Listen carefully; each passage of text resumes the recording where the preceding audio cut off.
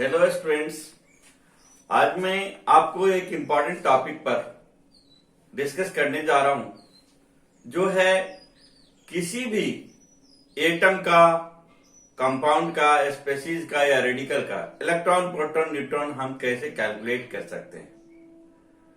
ये काफी इंपॉर्टेंट होता है, न्यूमेरिकल्स, केमिस्ट्री में न्यूमेरिकल्स बनाने में काम आते हैं। चलिए हम लोग देखते हैं किस तरह से हम इलेक्ट्रॉन, प्रोटॉन, न्यूट्रॉन को कैलकुलेट कर सकते हैं। सबसे पहले आपको ये देखना होगा जो सिंबॉलिक रिप्रेजेंटेशन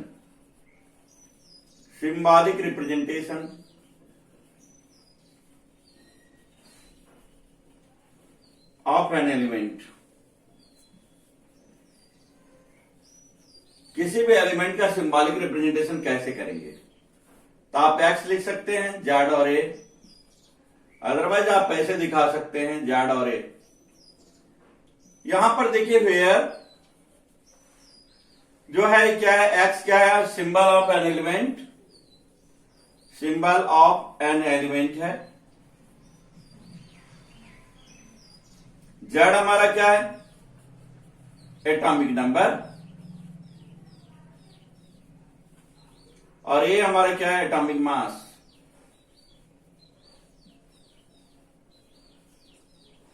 तो आपने क्लियर हो गया, जेड यहां जो आप नीचे में लिखा है, बॉटम में लिखा है, ये हमारा क्या एटॉमिक नंबर है, ये हमारा क्या है, एटॉमिक मास, एक्स हमारा सिंबल ऑफ एन एलिमेंट है। अगर इसको हम रिप्रेजेंट करते हैं तो आप देखिए, इसका एक एग्जांपल लेना चाह रहा हूं मैं आपसे। जैसे कि मान लिया एफ है 26 एंड 56, अदरवाइज आप ऐसे भी लिख सकते हैं एफ 26 एंड 56। ये सिंबॉलिक रिप्रेजेंटेशन है, यानी आप ऊपर जो देख पा रहे हैं मास है, नीचे जो देख पा रहे हैं वो क्या है, हमारा एटॉमिक नंबर है, और एफ ही हमारा सिंबल है। तो इस तरीके से आप किसी भी एलिमेंट को रिप्रेजेंट कर सकते हैं। लाइक दैट अल्युमिनियम है, मान लीजिए 13 एंड 27, ये सिंबॉलिक रिप्रेजेंटेशन है किसी भी एलिमेंट का। अब हम लोग जानते हैं कैसे इसका इलेक्ट्रॉन, प्रोटॉन, न्यूट्रॉन कैलकुलेट कर सकते हैं।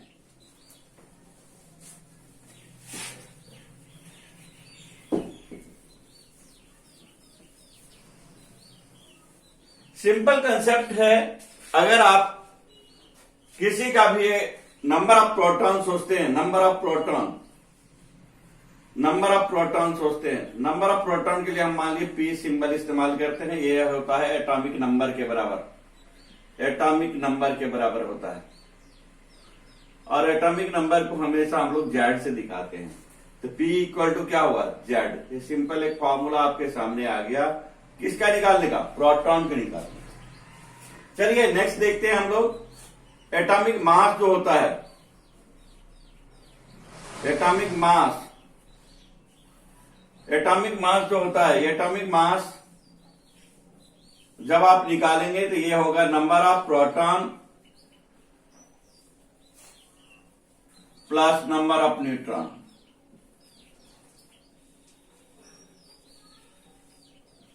अब सवाल क्या उठता है कि एटम में तो इलेक्ट्रॉन भी होता है, तो इसका मास क्यों नहीं। एक्चुअली मास जो है इलेक्ट्रॉन का निग्लिजिबल है, बहुत बहुत कम है, इसलिए उसको हम लोग नेग्लेक्ट कर देते हैं। तो आप देखिए ये क्लियर हो गया, A equal to P plus M. Mass निकालना होगा तो न्यूट्रॉन और प्रोटॉन अगर दिया हुआ उसको ऐड करो, आप निकल जाएगा। नेक्स्ट आप देखिए नंबर ऑफ न्यूट्रॉन जब निकालना हो, नंबर ऑफ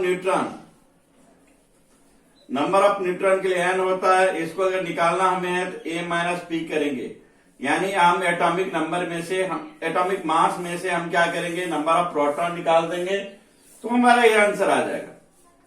अब इस तरह से आपने n equal to a minus p आपने रिप्रेजेंट किया। नहीं तो आफ्टर दैट हम सोचते हैं इलेक्ट्रॉन का कैलकुलेशन कैसे करेंगे, how to calculation of electron. Calculation of electron में आपको हम 3 सिचुएशन बताना चाहते हैं। फर्स्ट सिचुएशन जो हमारा है, फर्स्ट सिचुएशन है इफ एटम इज न्यूट्रल।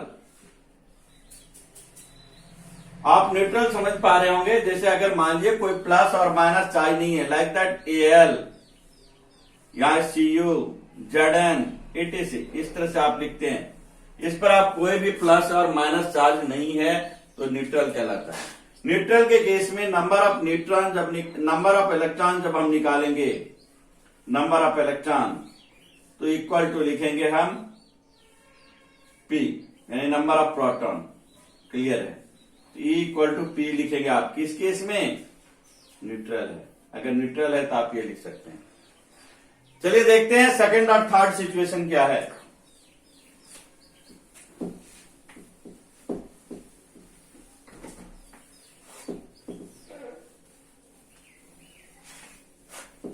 देखिए, सेकंड सिचुएशन में मैं आपसे बात करना चाह रहा हूं, इफ, या आप कह सकते हैं in case of anion, in case of anion, anion के बारे में सिंपल आप जानते हैं, जैसे F minus, O2 minus, N3 minus, etc। ये सारा चीज अगर माइनस चार्ज है तो क्या करेंगे? माइनस चार्ज के केस में अगर इलेक्ट्रॉन निकालना आपका, तो electron equal to P plus number of negative ion. जितना निगेटिव आयन है इसे आप ऐड कर देंगे, उसमें आपको ये आंसर आ जाएगा। अब देखिए सिमिलरली क्या सोचना है, जैसे एग्जाम्पल एक मैं देना चाहता हूं यहां पर, या हम बाद में भी एग्जाम्पल डिस्कस करेंगे। इन case of cation, in case of cation, अगर कैटायन है तो क्या करेंगे हम लोग?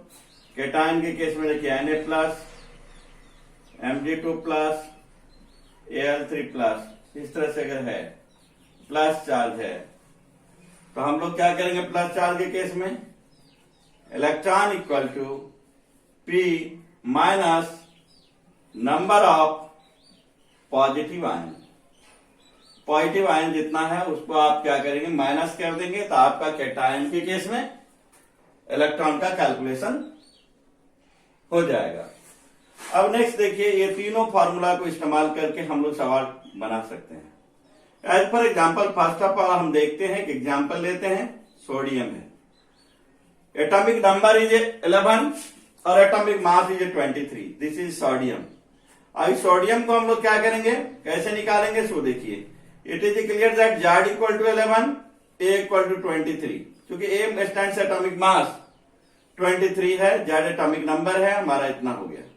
अब ये अगर मालूम हो गया तो आप जानते हैं P जब निकालेंगे, नंबर ऑफ प्रोटॉन निकालेंगे, तो number of proton equal to क्या लिखेंगे हम?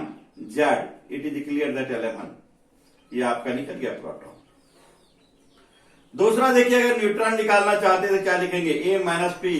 A स्टैंड 23 माइनस 11, आपका ये आ जाएगा 12।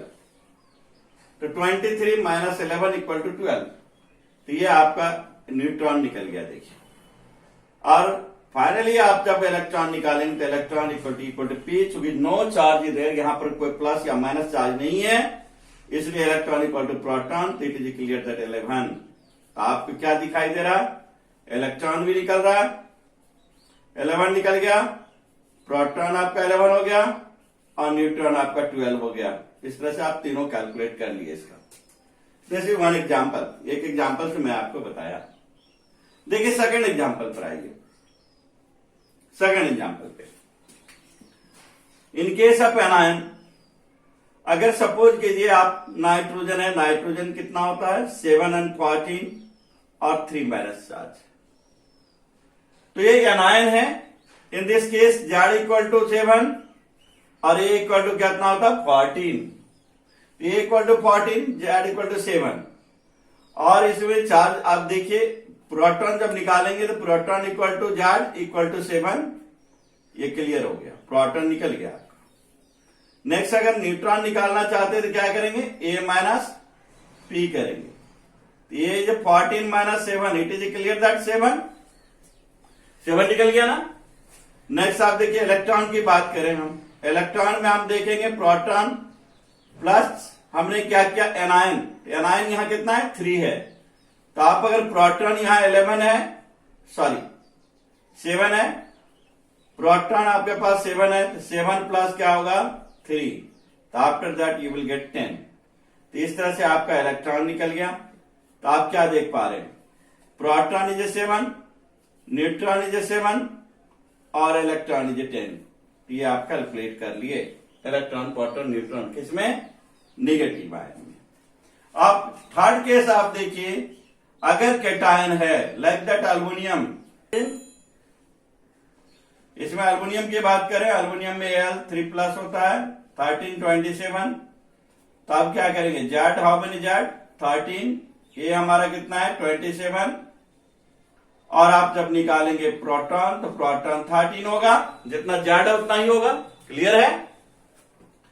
अब जब मान लीजिए एन निकालेंगे तो ये -p करेंगे हम लोग, ये कितना हमारा 27 - 13, after that you will get 14। Clear है। अब जब प्रोटॉन निकल गया, न्यूट्रॉन निकल गया, तो आप इलेक्ट्रॉन निकालेंगे, इलेक्ट्रॉन इक्वल टू जेड, और यहां देखिए चार्ज कितना है 3+ है, तो ये माइनस हो जाएगा 3। तो it is equal proton is 13 - 3, after that you will get 10। तो इस तरीके से आपके क्या निकला, प्रोटॉन निकल गया 13, न्यूट्रॉन निकल गया 14 और इलेक्ट्रॉन निकल गया 10। ये आपका आंसर। तो आपने अभी क्या देखा, एटम का, न्यूट्रल एटम का, एनायन का और कैटायन का कैसे कैलकुलेट कर सकते हैं। इस पर आप चाहें तो आप जितना सवाल चाहें उतना बना सकते हैं, आप देख सकते हैं कैसे बनता है। इसके बाद देखिए नेक्स्ट, हम लोग अगर कोई मॉलिक्यूल का निकालना चाहें तो कैसे निकालेंगे, एक उस पर दिमाग लगाएं हम लोग। मॉलिक्यूल के केस में क्या कर सकते हैं, देखिए हम सिंपल मॉलिक्यूल आप लेंगे, आप कोई भी बना सकते हैं। लाइक दैट क्वेश्चन है, कैलकुलेट इलेक्ट्रॉन, प्रोटॉन, न्यूट्रॉन इन कार्बन डाइऑक्साइड। तो आप देखिए इसका जो सॉल्यूशन बनाएंगे, तो सॉल्यूशन में आपको देखना है कार्बन है, ऑक्सीजन, 2 एटम है यहां, तो 2 एटम है, यहां 6 होता है, 12 होता है, 8 और 16 होता है। अब बात कर प्रोटॉन की, प्रोटॉन कितना होगा, 6 होगा, इसमें जितना जेड है उतना ही होगा, इसमें भी 8 है उतना ही होगा। न्यूट्रॉन की बात कर लें तो 12 - 6 you will get 6, 16 - 8 you will get 8। और इलेक्ट्रॉन की बात कर लें तो इलेक्ट्रॉन कितना आएगा, इसमें 6 आएगा, इसमें 8 आएगा।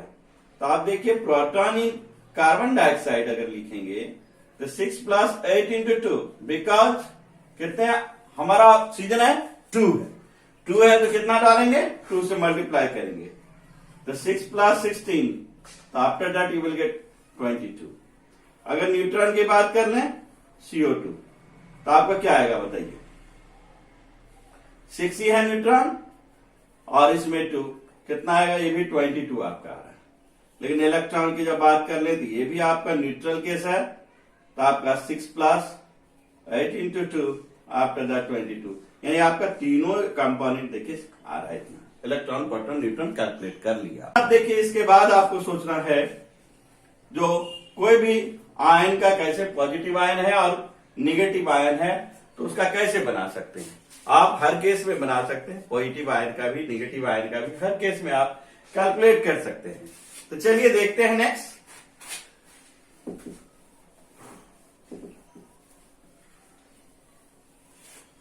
पॉजिटिव आयन का देखते हैं, जैसे NH4+ है मान लीजिए। अब इस केस में क्या होगा, पॉजिटिव रेडिकल हमारा है, तो नाइट्रोजन 7 और 14 होता है, आप जानते हैं। हाइड्रोजन में 1 1 होता है, तो जब प्रोटॉन की बात आएगी तो क्या लिखेंगे 7 और 1, और न्यूट्रॉन की बात आएगी तो 14 - 7 यू विल गेट 7, 1 - 1 क्या आएगा 0, और इलेक्ट्रॉन की बात आएगी तो आप क्या लिखेंगे 7 और 1 लिखेंगे।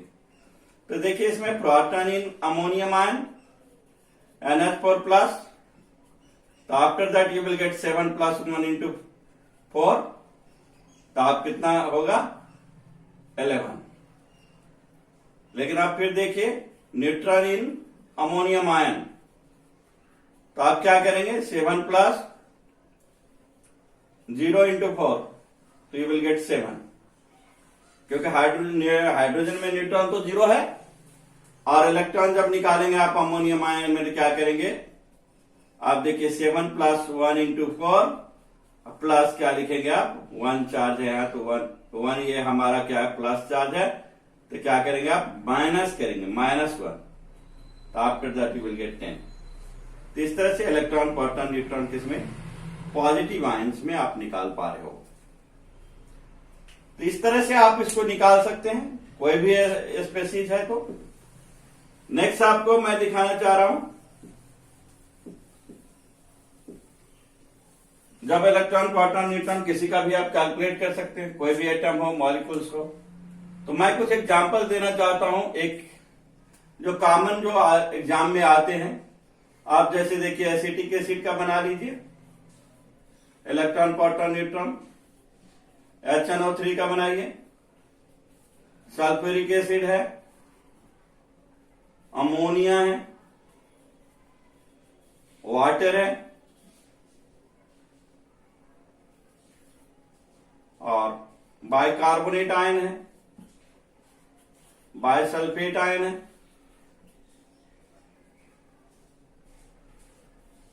एसीटेट है। बाकी एग्जांपल्स कुछ आपको मैं दिया था, कुछ आप बना के देखेंगे तो आपको ये समझ में आ जाएगा कि कितना हमको इलेक्ट्रॉन, प्रोटॉन, न्यूट्रॉन कैसे निकालेंगे। HSO3 माइनस है। इसके बाद आपको हम और एग्जांपल एक देना चाहते हैं, अमोनियम आयन तो आप पहले भी बना चुके हैं। तो ये सारे कंपाउंड्स कुछ बना लीजिए, electron, proton, neutron. Cyanide ion है, आप देख लीजिए, नाइट्रेट है, ये सारा चीज बना के देख लेंगे। इसका स्क्रीनशॉट ले लीजिए, आप इसको बना लीजिएगा। इसके बाद फर्दर हमारे पास एक चीज हमको जानना चाहिए, आइसो इलेक्ट्रॉनिक। देखिए जिसका इलेक्ट्रॉन सेम होता है वो आइसो इलेक्ट्रॉनिक कहलाता है। Iso electronics, iso electronics, iso stand same होता है और इलेक्ट्रॉनिक मीन्स इलेक्ट्रॉन होता है। जिसमें इलेक्ट्रॉन सेम हो उस आइसो इलेक्ट्रॉनिक कहलाता है। लाइक दैट मैं आपको एक एग्जांपल देना चाहता हूं, जैसे साइनाइड माइनस है और CO है। इसमें आप देखिए जब बनाएंगे सवाल को तो C है और N है, 6 12 और 7 14 होता है। यहां भी 6 12 है और ऑक्सीजन का हमारा 8 16 है। तो जब इलेक्ट्रॉन की बात है, इलेक्ट्रॉन निकालना हमको, तो इलेक्ट्रॉन जब निकालेंगे तो इसका 6 आएगा, इसका 7 आएगा। यानी आप लिखेंगे इलेक्ट्रॉन इन साइनाइड आयन, तो after that you will get 6 and 7। लेकिन यहां माइनस चार्ज है तो आपको +1 करना पड़ेगा, यू विल गेट 14। लेकिन इसमें देखिए आप इलेक्ट्रॉन जब निकालेंगे आप इसमें, तो इलेक्ट्रॉन क्या आएगा, 6 इलेक्ट्रॉन। अगर मान लीजिए कार्बन मोनोऑक्साइड देखेंगे तो 6 + 8 इट इज क्लियर दैट 14 आएगा। तो इस तरह से दोनों सेम आ रहा। तो आइसो इलेक्ट्रॉनिक पर बहुत सारे सवाल नीट वगैरह में जेई में आते हैं। आप आइसो इलेक्ट्रॉनिक कैलकुलेट कर सकते हैं, देख सकते हैं हमारा आइसो इलेक्ट्रॉन है। नेक्स्ट आइसोटॉनिक आता है, जिसमें हमारा क्या होता है, न्यूट्रॉन सेम होता है। तो आप इस तरह से जो भी सवाल है बना सकते हैं आप। नेक्स्ट हम लोग मिलते हैं नेक्स्ट वीडियो में। Thank you very much.